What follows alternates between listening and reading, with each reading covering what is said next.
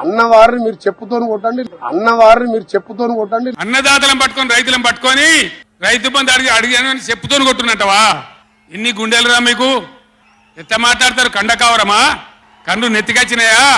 ప్రజలని నానేది అట్లా. ఒక్క మాట చెప్తున్న జాగ్రత్త. నోడు దురిసి మాట్లాడటోలారా, చెప్పులు పంటలు పండించే రైతులకు కూడా ఉంటాయి.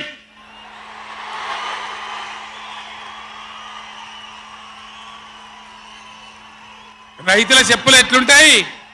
బందోబస్తుకుంటాయి. బాగా రైతుల చెప్పులు ఎట్లుంటాయి? బందోబస్తుకుంటాయి, గట్టిగా ఉంటాయి.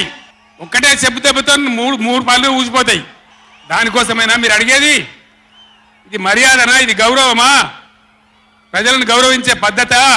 నీకు చేత కాకపోతే మాఫీ చేయండి, జరగని ఎన్నిక చరిత్ర అని చెప్పాలి. వెళ్తలేదు అని చెప్పాలి, మాకు చేయలేదు అని చెప్పాలి. కానీ అడిగినోని చెప్తోని కొట్టాలి. కేసీఆర్ సెలవు నల్గొండ అంటే కేసీఆర్ను తిరగనీయం. ఇంత మోగోళ్ళ కేసీఆర్ను తిరగనియారట. తెలంగాణ తెచ్చిన కేసీఆర్నే తిరగనియారా? ఏం చేస్తారు? చంపేస్తారద్దా? చంపుతావా? దా వ్యాపారం చంపుతావుదా? కేసీఆర్ని చంపి మీరు ఉంటారా? ఇది పద్ధత?